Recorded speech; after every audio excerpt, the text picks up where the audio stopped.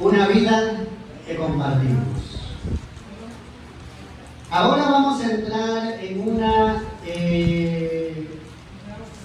una fase diferente a la anterior. Nos vamos a centrar, y quiero que entendamos esto. Este curso, esta conferencia, no es para que usted reciba tips milagrosos de liderazgo, ¿ok? Estamos haciendo un viaje en avión. Si ustedes supieran la cantidad de temas que no hemos tocado en el tema 1, seguiríamos aquí, ¿vale? Estamos tratando de coger lo más trascendental en este momento para que usted pueda ampliar su mente. Mi finalidad es que usted cambie su manera de pensar, porque no por lo que yo digo, sino por lo que la palabra y la realidad actual le está mostrando. Visión. Una necesidad incomprendida. Un hombre no vive sin visión. El hombre que camine por la vida sin visión, y no nos estamos refiriendo al ojo físico, es un hombre espiritualmente muerto. Ustedes saben, le voy a dar una mala noticia. La tendencia formativa en el ámbito cristiano, poco a poco, con el paso del tiempo y el avance de todo, ¿ya es la hora? ¿Ah, no? Ok.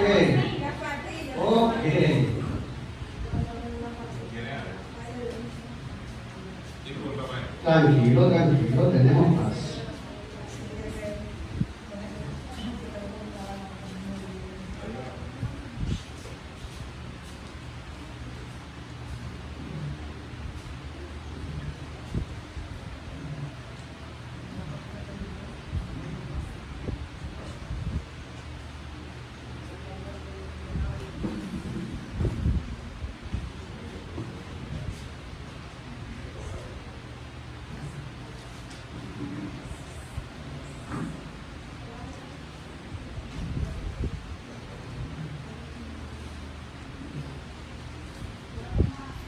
Muy bien, continuamos.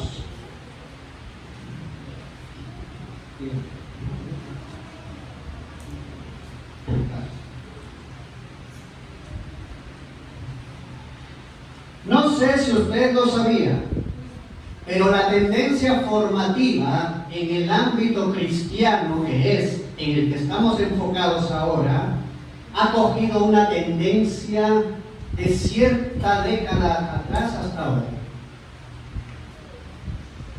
Todo se está centrando más en lo teórico que en lo práctico. Salen hermanos graduados de bachiller de teología y van a abrir una obra, pero de vida ministerial no saben nada. Todo es teórico. Existen muchos predicadores virtuales, todo teórico. Todo es teórico. Muchos enseñan series y tal, pero son incapaces de hablarme de una experiencia personal porque no la han tenido. Todo lo que nos hablan es teórico. Esa es la tendencia.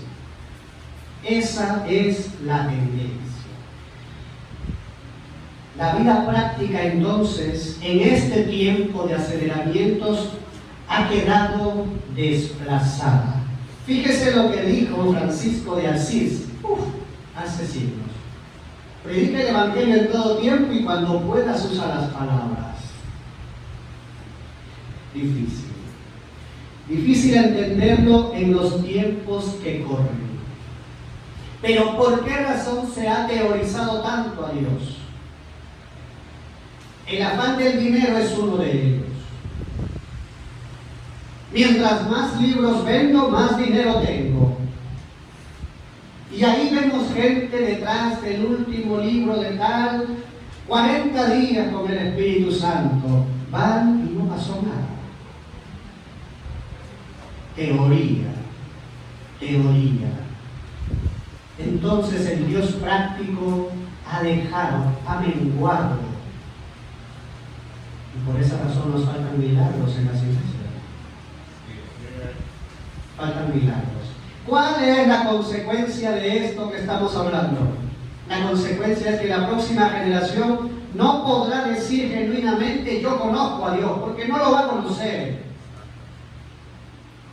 Cuando estamos en el Éxodo, vemos a un Israel que está preso, está esclavo, todo el mundo está acostumbrado a esa vida y todos habían escuchado de un Dios, pero no lo conocían. ¿Amén? ¿Estamos entendiendo? Visión. ¿Qué nos dice John Potter, un famoso escritor que ha hablado mucho también acerca de formación cristiana? Visión es una imagen del futuro con algún comentario implícito o explícito sobre por qué las personas deberían esforzarse por crear ese futuro. Una imagen, una proyección de algo. Cuando nosotros recibimos conferencias de visión, es inevitable que pensemos en ese gran personaje, que ya es mítico, Abraham, ¿no? La visión nos está pidiendo que visualicemos, que imaginemos cómo es un futuro específico en base a coordenadas recibidas. ¿Pero de quién? El Señor le dijo a Abraham: deja tu tierra, tus parientes, la casa de tu padre, vete a la tierra que te mostraré, haré de ti una nación grande, te bendeciré, haré famoso tu nombre, serás una bendición, bendeciré a los que te bendigan, maldeciré a los que te maldigan, por medio de ti serán benditas todas las familias de la tierra. Abraham partió tal como el Señor se lo había ordenado. ¿Usted en el siglo XXI podría entender este llamado? Vivimos en un tiempo en el que la fe de todo tipo está yendo en picada. Nadie confía en nadie con tanto estafador mentiroso y tanta cosa. ¿Qué loco podría confiar en una voz que le promete tanto? El llamado de esa visión que recibe Abraham es algo, a veces pienso de manera personal, que se utiliza tanto por ese misticismo que tiene. Y aún muchas personas están ahí esperando escuchar esa voz que les diga: vete de tu casa.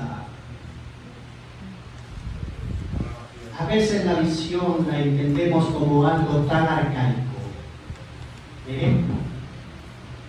Cuando se trabaja, perdón, me he pasado un pequeño pedazo.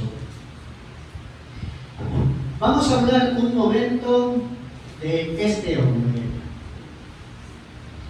Cuando hablamos de la visión que recibe Abraham, nos vamos a dar cuenta que hay una época completamente diferente. Y es que Dios se va a manifestar a nuestra vida en el contexto en el que estamos y no en el que nosotros queremos estar. ¿Ok? Hay que entender eso. La visión funciona como un direccionamiento. Es un direccionamiento. Dios te guía hacia una dirección. Abraham tuvo que creer fuertemente para poder visualizar el versículo 3, el versículo 4. Antes de partir, Abraham tuvo que visualizar, tuvo que crear una imagen, y esa imagen tenía que haber sido tan potente para que ese hombre coja todo lo que tenía y se vaya. Por cierto, Abraham no era un pobre que no tenía nada. Así que vamos a darnos cuenta que no era su última opción. Abraham tenía para elegir. Entonces, ¿qué vamos a encontrar? Abraham sabe que esta visión, esta cosa que está mirando, esta imagen que está mirando, tiene que ser lo suficientemente potente y dinámico para poder visualizar a un hijo con la edad que él tenía. Y la palabra recuerda que no fue así, él no logró en primera instancia mirar, visualizar a su hijo. Por eso él se lleva a Lot, el sobrino que quería como un hijo, el sobrino de la vejez, me lo llevo. Y tal vez en algún momento pudo haber pensado que Lot sería un grande también. Entonces, vamos a darnos cuenta que este hombre, con el paso del tiempo, ha ido cogiendo una dinámica en la visión, ha ido transformando la visión. Llegó de pronto Isaac y esa visión tenía que evolucionar. Llega Jacob y esa visión tenía que evolucionar. Y a través del tiempo vamos a ver que este hombre pudo entender lo que significa caminar en sacrificio. Porque cuando usted recibe una visión y cuando camina en una visión, como sucedió a los descendientes de Abraham, sabes que esa visión te va a llevar por un camino de sacrificio, no es gratis. Abraham estaba acostumbrado a una vida de sacrificio. El límite de su sacrificio, ¿quién fue? Isaac. Ese fue el límite de su sacrificio. ¿Por qué razón? Porque Abraham comprendió esto. Cuando se trabaja para el reino de Dios, uno tiene que saber que pone toda su vida, todas sus pertenencias, sus metas, sus objetivos en las manos de Dios. Y que Él va a hacer con todo ello como conviene. Abraham nos enseña eso, ese camino, esa vida sacrificial. Vamos a entender entonces, ¿qué sucede aquí? La visión, amado, no es un concepto bíblico, no lo es. Así que no podemos pretender que en este tiempo vamos a movernos como este siglo, ni como en la ciencia ficción de este otro siglo. Vamos a ubicarnos en el tiempo y eso solamente sucede. Usted sabe, ahora ya no se ve, pero lo que tenían esas radios antiguas, analógicas, ¿qué sucedía cuando movías la aguja? Iba y venía y tal, hasta que le hacías medio así y ya se escuchaba bien al locutor de la radio, ¿cierto? Necesitamos sintonizar. Necesitamos sintonizar. Cuando sintonizas, en el momento que sintonizas, Dios entonces entra en tu vida y te muestra su dirección. Y ese direccionamiento te lo pone allí, te llegas frente al camino y te encuentras eso. Tú decides. Vamos a hablar brevemente acerca de cómo funciona la visión dentro de una congregación cristiana. ¿Ok? En este caso, vamos a hacer el ejemplo de aquí. El pastor Kelvin recibe una visión de Dios. Una visión que ya se las ha tenido que transmitir a la iglesia. Recibe una misión en el momento que él es recibido como un pastor. En el momento que él dice, yo, Señor, te voy a servir como pastor. Él sabe que debajo de esta misión, debajo de esta visión, necesita una estrategia. Sabe que debajo de él vienen más personas. Sabe que viene su esposa, vienen sus hijos. Esta parte de aquí representa la casa del pastor, la familia del pastor, que está caminando bajo una cobertura espiritual que tiene estos ingredientes. ¿Ok? Ahora, la visión avanzando y viene el hermano Anthony. Viene una nueva familia, pero fíjense bien este dibujo, este mapa. La familia sigue en el mismo nivel, pero aquí tenemos la persona que va a gestionar hacia arriba. ¿Estamos entendiendo esto? Anthony tiene sus objetivos propios, personales, tiene sus estrategias personales dentro de su casa, dentro de su ministerio, pero él sabe que estos objetivos y estas estrategias no pueden ir en contra de esto ni en contra de esto. Tiene que ser afín para que esto funcione. Fíjese usted lo que está pasando con estos tres gráficos. A medida que avanza, ¿qué sucede?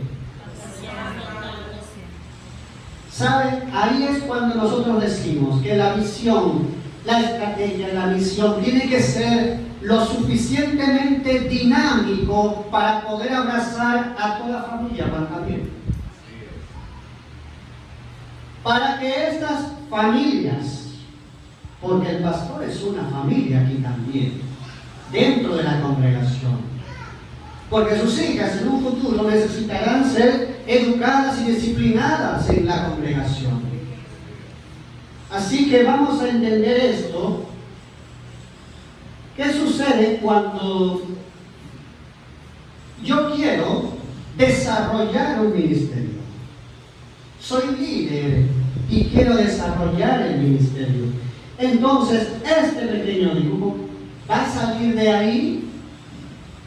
¿Saldrá de ahí? Pregunto.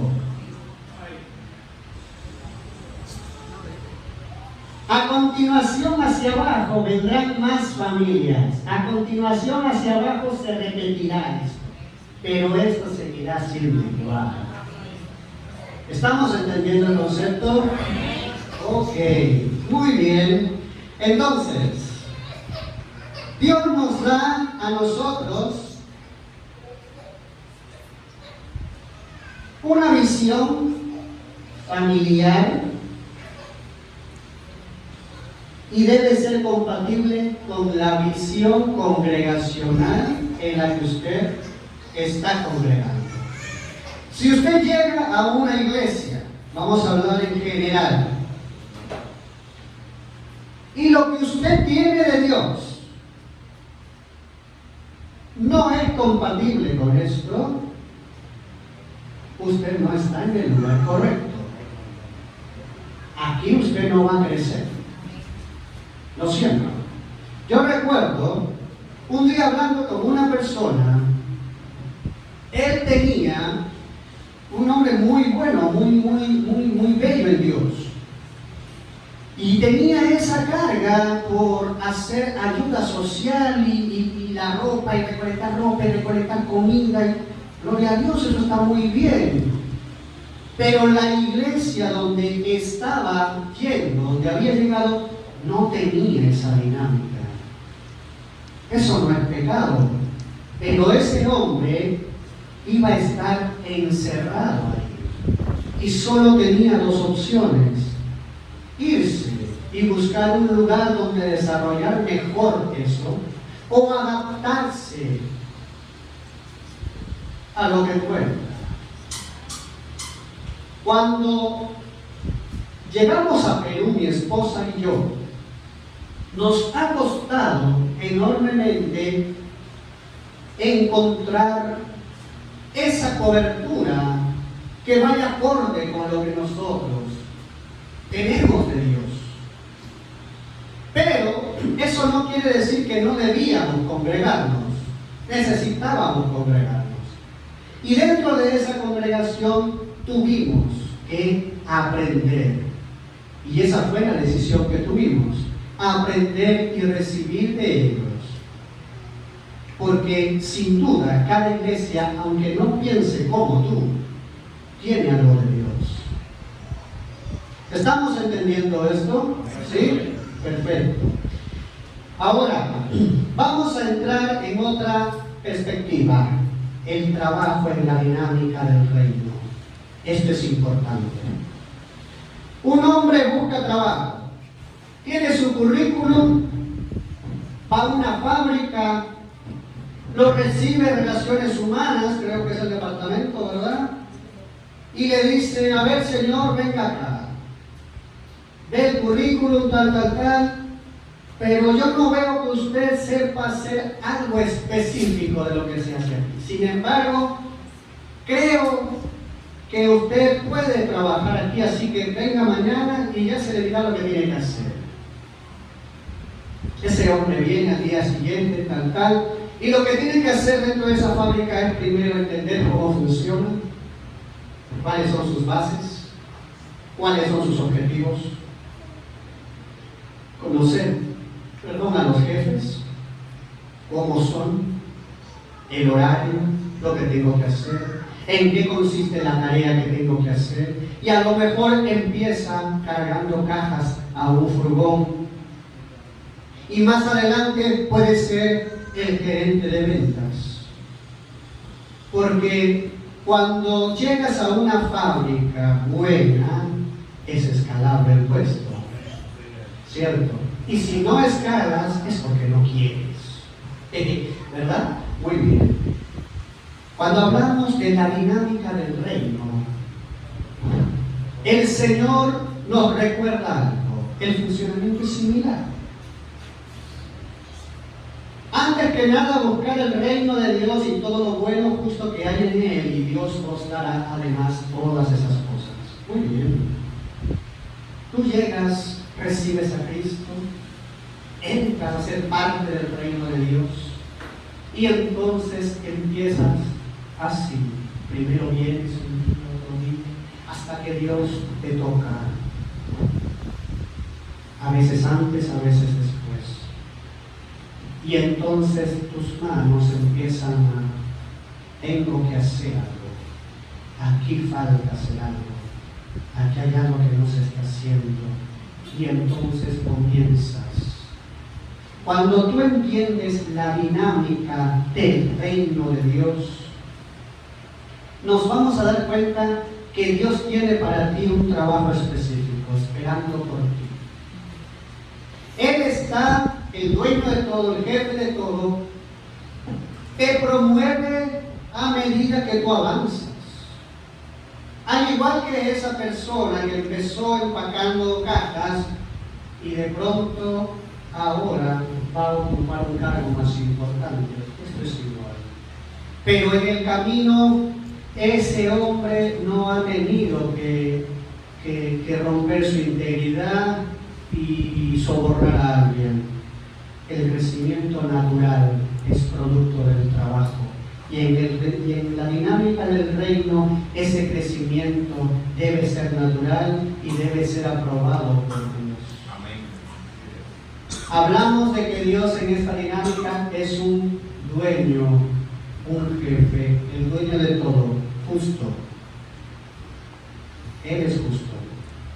Así que tú no vas a tener problema de decir, ay no, a mí no me promueven porque está el hijo del dueño. No, aquí no funciona así. Estamos hablando de un Dios justo. Entonces todo lo que yo tengo que hacer lo hago en base a la dinámica y al funcionamiento de este mundo. Pero si usted no entiende, no se ha preocupado por entender cómo funciona, entonces usted va a ser, ¿qué pasa? ¿La pila?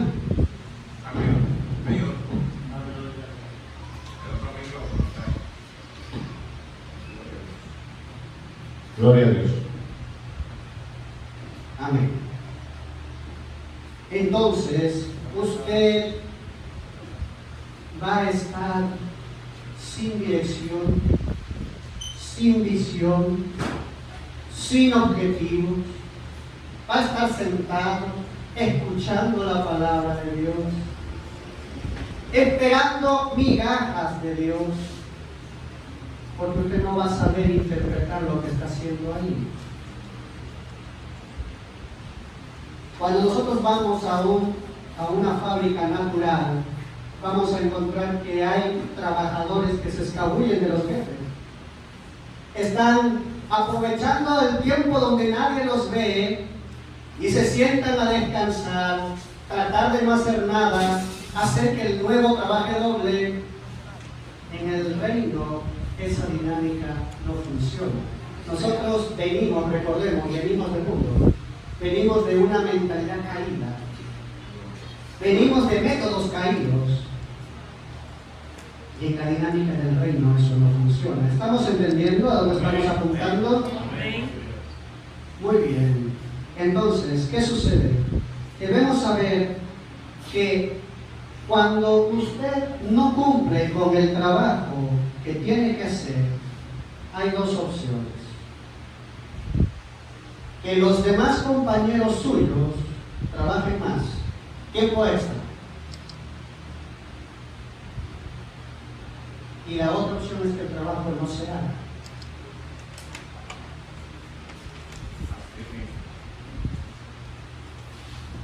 Cuando hablamos de trabajar dentro de la dinámica, no voy a trabajar en lo que yo quiero, en lo que a mí me gusta, en lo que yo siento que fluyo más. Eso no funciona así. Cuando yo llegué a la iglesia, mi primer trabajo fue el sonido. Y todos teníamos nuestro horario de limpieza. Y no había problema con eso. Pero si yo hubiese pensado o pretendido que el trabajo del equipo, los sonidos y todo lo que me encanta, era mi lugar, yo seguiría ahí y no estaría aquí hablando de los temas. Recuerdo mucho que antes de salir de España, empezamos a trabajar muy duro cuando en ese tiempo las iglesias estaban comenzando a proyectar en las redes sociales.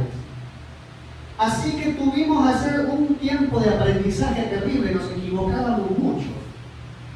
Cuando hacíamos las transmisiones, nos equivocábamos, renegábamos, discutíamos, al final, y cuando salía bien era un gloria a Dios. Yo recuerdo que cuando comenzó la pandemia, nosotros en Perú ya, la iglesia donde estábamos no había proyectado nunca un programa online, no tenía ni página de Facebook. Pero en ese tiempo, de pronto apareció y tuvo más presencia en las redes sociales que cualquier iglesia de 500 y 1000 personas. ¿Pero por qué razón? Porque hay un tiempo de preparación y porque hay voluntad de servicio. Cuando hacíamos los primeros programas allá en España, yo no dirigía el programa, yo estaba detrás, estaba en las cámaras. Yo estaba en el OBS, estaba mirando, diseñando, mirando a ver cómo salía más bonito. Pero después, cuando ya tenía esa experiencia en ese campo, que tampoco es mucha, ya no habían errores. Las cosas fluían. Y habías aprendido técnicas y cosas que los que estaban al frente en ese tiempo te estaban enseñando a ti sin quererlo. Entrar en la dinámica del reino, entramos a trabajar no donde queremos, pero sabemos que Dios tiene un trabajo para nosotros. Cuando la visión congregacional deja de ser común, comienzan a predominar mis opiniones, mis perspectivas, mi manera de ver las cosas. Y aquí viene la consecuencia de eso. ¿Usted sabe cuál es la parte triste de un hombre o una mujer que tenga talentos en Dios, que tenga dones de Dios, que tenga unción y ser inservible en el reino de Dios? Mucha gente trabaja de esta manera y no se da cuenta que es inservible. ¿Por qué razón es inservible? Porque no crece. Porque lo que forma, lo forma para otro. Él no crece, no se proyecta, no hace, no hay. Póngale mucha atención a eso. Nunca se trató de dar mis opiniones. Nunca nunca se trató de decir lo que yo pienso de.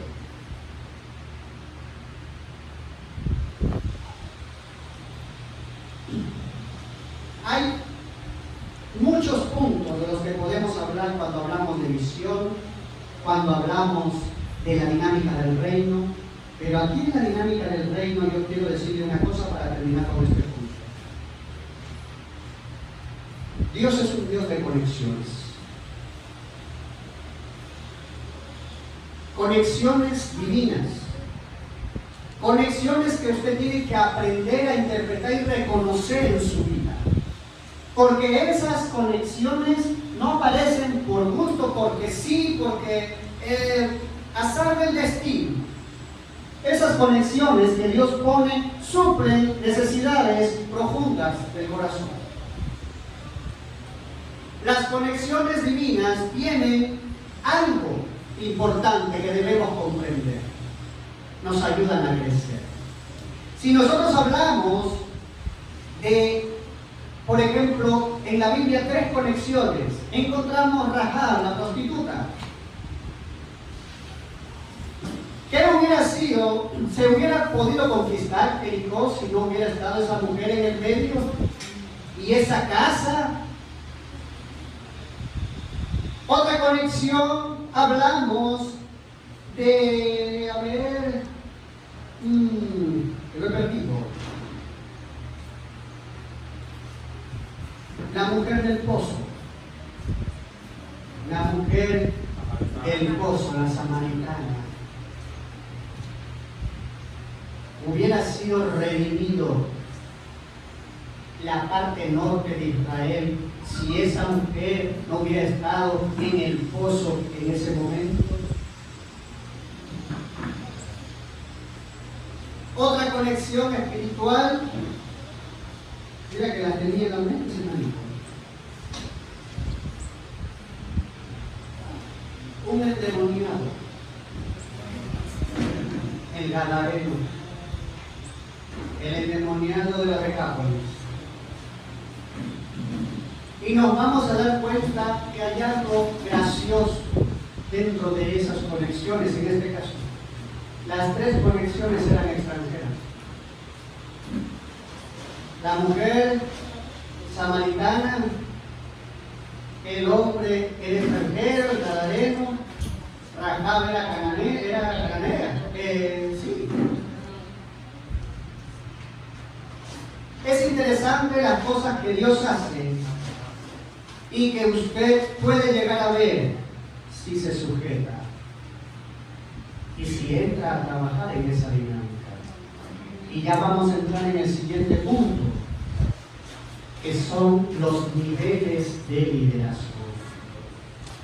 A mí me encanta cuando hablo de este punto. Me encanta porque nunca lo había recibido así. Me encanta porque cuando hablamos de los niveles de liderazgo aparece el autoliderazgo, el liderazgo personal, la gestión de los equipos y grupos y el liderazgo organizacional. Les voy a hablar de los 3 primeros, el cuarto todavía no puedo. Comenzamos y vamos a entender estos niveles de liderazgo con este gráfico, que es un gráfico que se centra en un núcleo. El núcleo, como sabemos, es la parte más importante.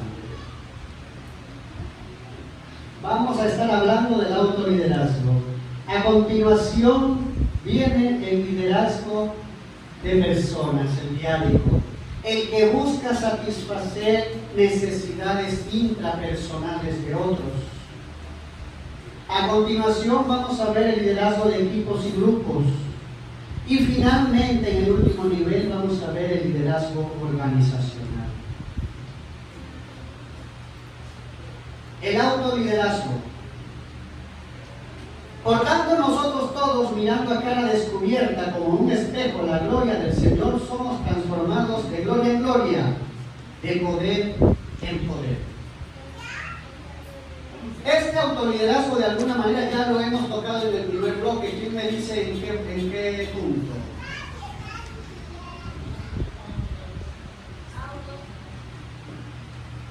Ya lo hemos tocado en el primer bloque, pero con otro enfoque. Cuando dijimos encontrando a Dios, la disciplina espiritual del líder.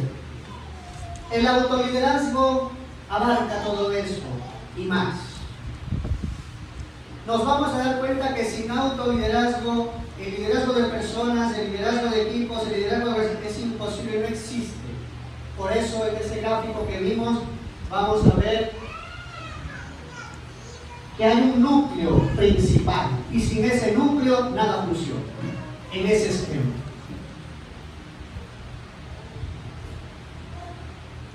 Pablo le recuerda a Timoteo que tenía que tener cuidado de sí mismo. El autoliderazgo se centra sobre todo en tener el cuidado de ti mismo, saber quién eres. Y no se trata de autoliderazgo, autoministrarme. No lo veamos así. Pero en este punto nos vamos a dar cuenta que el líder es el principal responsable de su salud espiritual. Así es. Este versículo nos dice que buscamos una transformación, que somos transformados por medio del Evangelio, que esa transformación depende lo que sigue. No existe un líder si no está constantemente transformándose. La transformación no es un evento único, es un evento cíclico, sigue. Porque Dios trabaja con áreas de tu vida este año, y el año que viene, si pasaste la prueba, trabaja otra área, y así. Y hay áreas de tu vida que la puedes estar trabajando 10 años, y tú no te das cuenta. Así funciona. Entonces, la meta del autoliderazgo es la transformación a la semejanza de Cristo. Aquel que no trabaja buscando esto, no puede pretender liderar a alguien mañana. La transformación a la semejanza de Cristo no la adquirimos viniendo al culto los domingos. Recordemos, el cristocentrismo busca constantemente el conocimiento del Hijo de Dios. Nuestro liderazgo comienza con nuestra vida moldeada y formada a la imagen de Cristo. Liderazgo personal. Me encanta este punto cuando aquí evidentemente ya hemos aprobado este punto, ¿verdad? Aquí vamos a hablar con líderes que el día de hoy están dirigiendo personas. Se dice que el éxito del autoliderazgo, que estos liderazgos son el éxito que hemos obtenido en el autoliderazgo. No hemos pagado para llegar aquí.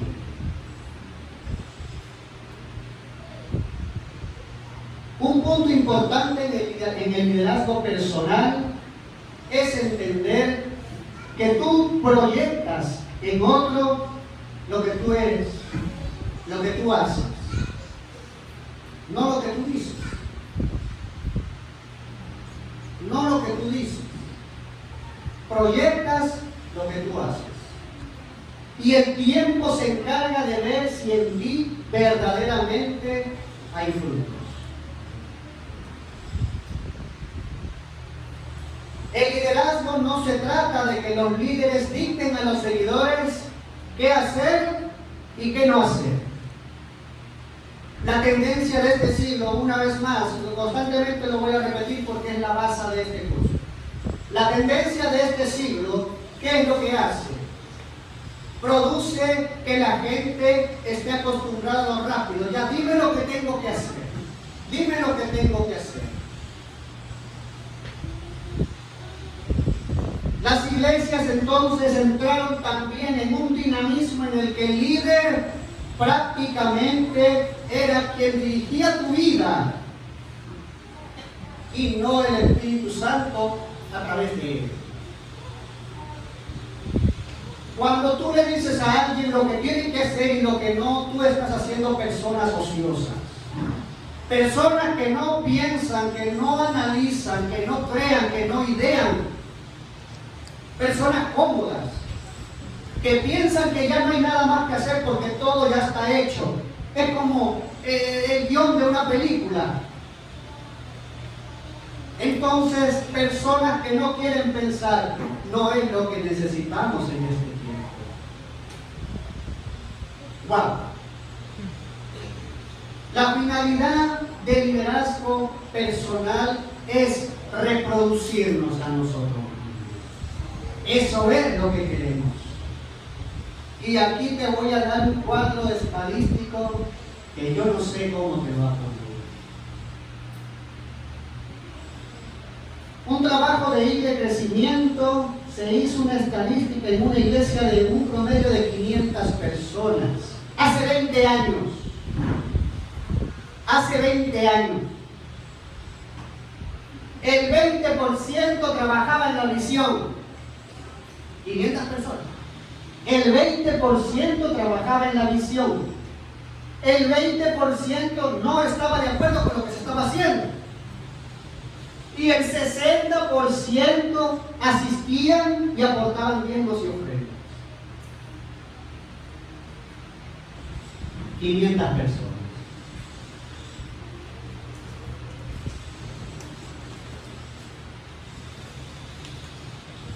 Me pregunto si este valor es real en las iglesias de hoy. Esto es de hace 20 años.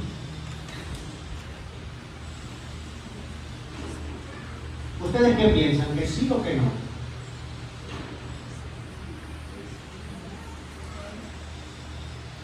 ¿Qué es lo que no hemos entendido hace 20 años que seguimos repitiendo hoy?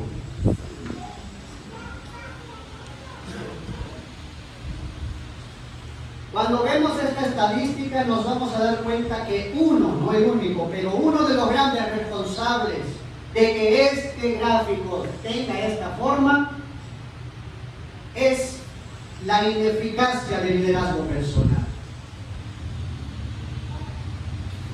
Este 20% trabaja en la visión, pero no ha sido capaz de reproducir más.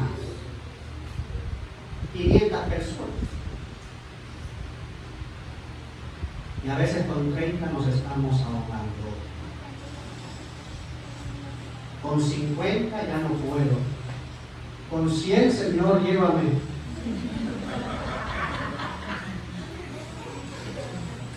Cristo, ¿cuándo vienes? Una mala gestión de liderazgo personal produce que la iglesia no entre en una dinámica de crecimiento, pero no es la única culpable. Vamos a ver a la otra. Equipos y grupos. ¿Usted sabe que equipo y grupo no es lo mismo?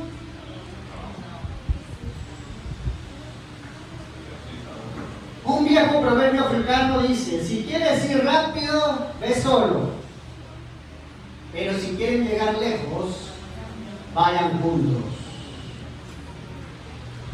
Grupo. Los grupos se enfocan en una división del trabajo entre sus miembros, en lugar de compartir responsabilidades conjuntas. Equipo. Asociación de dos o más personas que comparten un objetivo o meta común, en la que la actividad coordinada entre los miembros del equipo es un requisito para la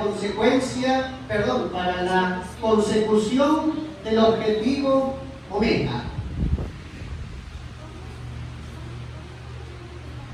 ¿Cómo está trabajando tu familia?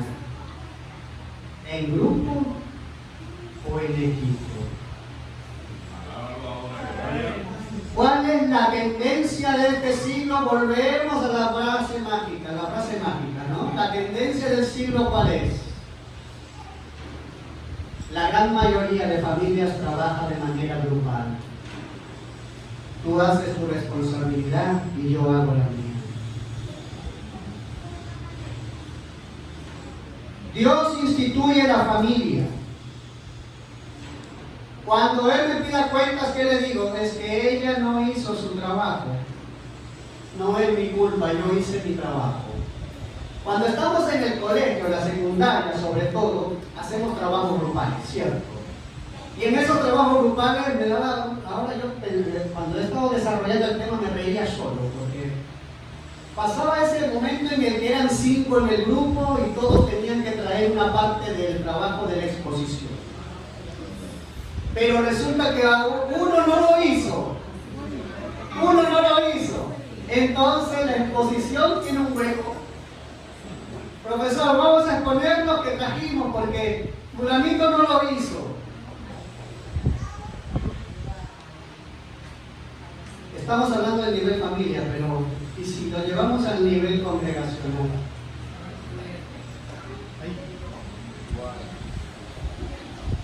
En el nivel congregacional vamos a encontrar algo muy triste. Si la familia no sabe trabajar en equipo, la congregación tampoco. Porque tú proyectas aquí lo que haces allá. Tu método y tu forma te la traes. Recuérdense el mapa de visión y misión que teníamos. Tu estrategia estaba dentro, ¿o no? ¿Qué está sucediendo aquí? Hay iglesias que trabajan dividiéndose el trabajo y no lo hacen todo en común. No comparten la misma actividad. Por esa razón, cuando las dos personas encargadas de la limpieza no vienen, la iglesia está sucia. Por esa razón es que se tiene que limpiar justo cuando ya va a empezar el culto. Se puede lavar en medio de los porque no fuera un día lavo o lo que sea. Cuando hablamos de equipo, hablamos de un organismo que trabaja con fines comunes. ¿Y sabe qué? Tienen algo en común. La sinergia. ¿Usted sabe lo que es sinergia? Me encanta. Ahora la vamos a ver. Pero la voy a tocar una vez. La sinergia, un caballo, por sí solo, dicen los científicos, no yo, que puede tirar 2.500 libras, el solo. 2 caballos, ¿cuántas libras pueden tirar? 5.000. 12.500. Sinergia. La unión de dos organismos, de dos órganos, que producen una mayor producción de la que lo harían separadamente. El esposo y la esposa deben trabajar en sinergia. Los líderes y el pastor deben trabajar en sinergia, en ese concepto de mayor producción. Por esa razón, cuando trabajamos en grupo, hay una parte que es la que más invierte, es la que más gasta, es la que más dinero gasta, es la que más horas está en el servicio, es la que más se preocupa por las cosas, mientras los otros, ¿ah? Pero, ojo, y aquí también viene otro responsable. El responsable de la visión se encarga de proyectar esto, porque si tú no lo sabes, no es pecado, pero si no lo haces, sí. Cuando eres ignorante de algo, la Biblia dice que no hay culpa. La culpa viene cuando tú, sabiéndolo, insistes en no hacerlo. ¿Estamos entendiendo?